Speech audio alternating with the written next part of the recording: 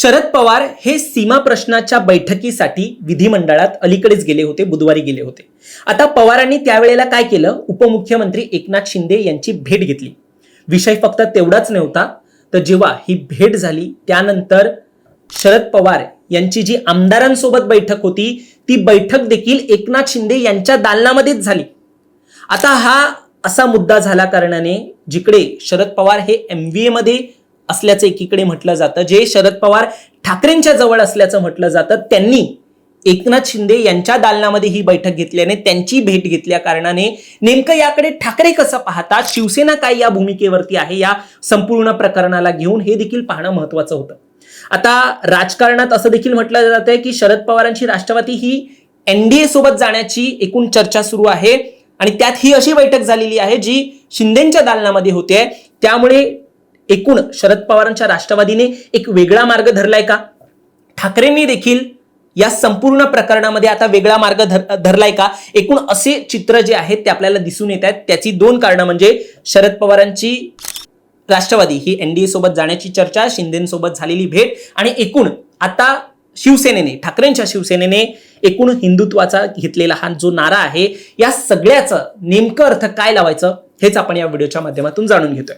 दरम्यान तुम्ही चॅनलवर नवीन आलाय तर लगेच सबस्क्राईब करा प्राईम टाइम महाराष्ट्राला, कारण असे राजकीय घडामोडी आणि घडामोडींमागील राजकारण आम्ही नेहमी तुमच्यासाठी घेऊन येत असतो. माझं नाव ओमकार साळवी आणि या विषयाला आपण सुरुवातीपासून सुरू करूया. तर मंडळी, शरद पवारांची राष्ट्रवादी ही NDA सोबत जाण्याची चर्चा आहे. आमदार बैठकीमध्ये पक्ष काँग्रेसमध्ये विलीन होणार की आपण NDAचा घटक होणार आहे असा प्रश्न एक निर्माण झाला होता. म्हणजे ही बैठक जी आहे ती फक्त आमदारांची होती आणि त्यामध्ये आमदारांनी हा प्रश्न उपस्थित केला. तिकडे रोहित पवार देखील त्या बैठकीमध्ये, आमदारांच्या बैठकीमध्ये उपस्थित होते. एकूण सगळ्यांनाच प्रश्न पडलाय की नेमकं पक्षाची भूमिका काय आहे. राजकारणामध्ये वेगवेगळ्या चर्चा सुरू आहेत. आपण भाजप आणि एकनाथ शिंदे यांच्या पक्षाबरोबर राष्ट्रवादी सोबत एकजूट होऊन सत्तेमध्ये जातोय की खरंच काँग्रेसमध्ये विलीन होतोय. म्हणजे वडट्टीवार या संदर्भात असे स्पष्टीकरण देतात. म्हणजे त्यांच्या वरिष्ठ नेत्यांना जे माहिती आहे त्यामध्ये आपली भूमिका काय आहे असा प्रश्न शरद पवारांच्या राष्ट्रवादीच्या आमदारांना पडला होता आणि हा प्रश्न त्यांनी आमदारांच्या बैठकीत उपस्थित केला.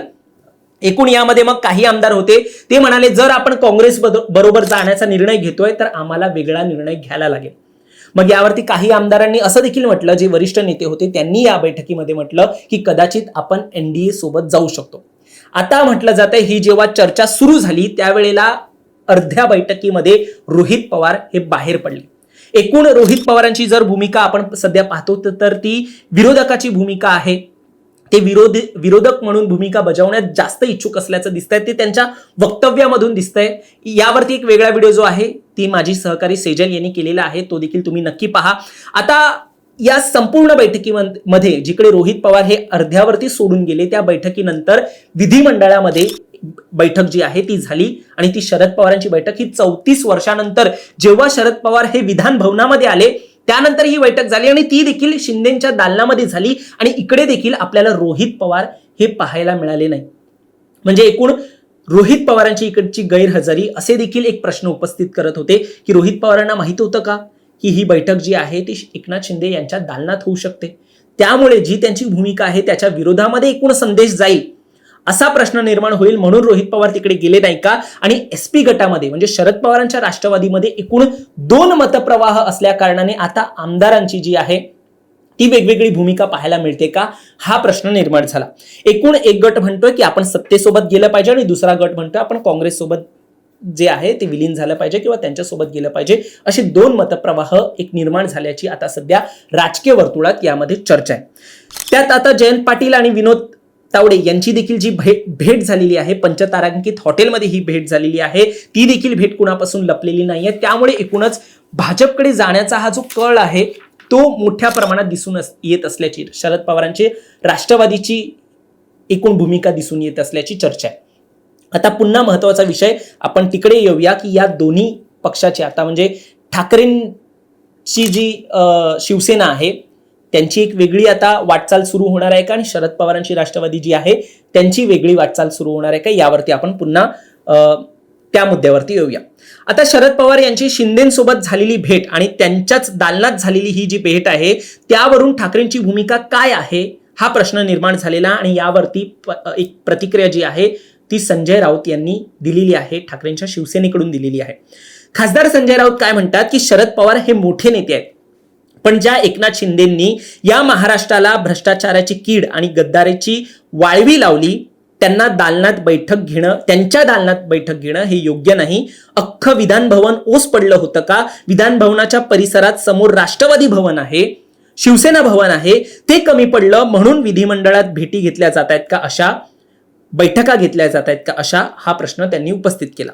यामुळे राष्ट्रवादी शरदचंद्र पवार पक्षाची विश्वासार्हता कमी होते. आम्ही अजित पवारांच्या दालनात जाऊन बैठक घेतली असती तर आम्ही मवियाच्या विरोधात गेलो असा अर्थ होतो. त्यामुळे मवियाच्या घटक पक्षांनी नियम पाळायला पाहिजेत, असं संजय राऊत यांनी एकूण या संपूर्ण प्रकरणावरती म्हटलं. आता राऊतांनी ही प्रतिक्रिया दिली असली तरी ठाकरेंचं जे राजकारण आहे त्यामधून देखील त्यांनी एक वेगळा रस्ता घेतल्याचं दिसून येत आहे अलीकडच्या काळामध्ये. म्हणजे आता जी राम मंदिराची चोरी झालेली आहे, राम मंदिर प्रकरणामध्ये जी चोरी झालेली आहे, त्यानंतर ठाकरेंनी राम मंदिर चोरी प्रकरणामध्ये तमाम हिंदू भगिनींनो, मातांनो अशी घोषणा देत त्यांचं भाषण सुरू केलं आणि इकडून चर्चा सुरू झाली की ठाकरेंनी पुन्हा जो MVA सोबत एकत्रित आल्याचा जो नारा दिला होता, तेव्हा त्यांनी ज्याप्रमाणे घोषणा दिली होती त्याच्या विरुद्धात घोषणा जी आहे ती यावेळेला झालेली. म्हणजे एकूण जी मूळ शिवसेनेची भूमिका होती ती ठाकरेंनी पुन्हा एकदा घेतली असल्याची आता चर्चा आहे.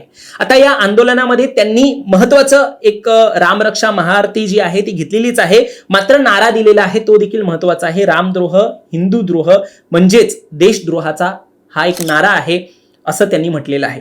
एकूण ठाकरेंनी MVA सोबत जाऊन आता सॉफ्ट हिंदुत्वाची जी भूमिका घेतलेली आहे ती सोडण्याचा निर्णय घेतला असल्याचं आता अलीकडच्या काळामध्ये चित्र निर्माण झालेलं आहे. विश्लेषक यावर म्हणतात की शिवसेनेचं मूळ हिंदुत्व सोडून ठाकरेंनी जी भूमिका घेतली होती त्यानंतर त्यांना काही प्रमाणामध्ये मतदारांकडून फटका बसला होता.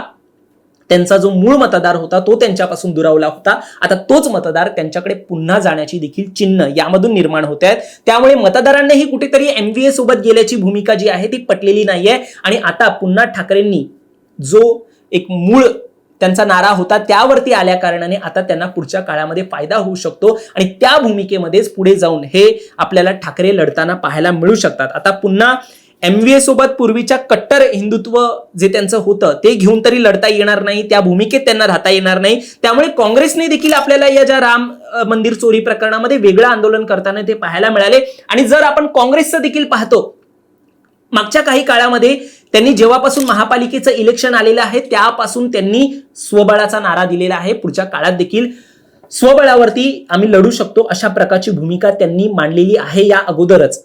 म्हणजे त्यांना कुठेतरी MVA सोबत ठाकरे सेनेसोबत जाण्याचं कुठेही त्यांना तसं एक पुढच्या काळामध्ये चित्र नको आहे हे आपल्याला एकूण दिसून येत आहे. आता आज राऊतांनी शरद पवारांवरती एक टीका केलेली आहे. काँग्रेसची देखील आंदोलनावरती वेगळी भूमिका आहे. ठाकरेंचा देखील एक हिंदुत्वाचा नारा जो आहे तो आता पुढे येतोय, तसं आंदोलन समोर येतोय. आज हे सगळं चित्र जे आहे ते MVA तुटत असल्याचं दिसतंय आपल्याला. त्यामुळेच हे असं सगळं चित्र दिसतंय का आणि प्रत्येकाने आपला मार्ग वेगळा धरलाय का हा प्रश्न उपस्थित राहतोय. आता या संपूर्ण प्रकरणामध्ये ठाकरेंनी देखील म्हटलेलं आहे की सर्वच पक्षांना आता या प्रकरणामध्ये म्हणजे जे विरोधकांची पिछेहाट झालेली आहे त्यामध्ये सर्वच पक्षांना यामध्ये आत्मचिंतन करण्याचं गरज आहे असं ठाकरेंनी म्हटलेलं आहे. त्यामुळे आता प्रत्येक जण वेगवेगळा मार्ग धरून म्हणजे एक भूमिका पुढच्या राजकारणामध्ये ठेवणार आहे का हे पाहावं लागेल.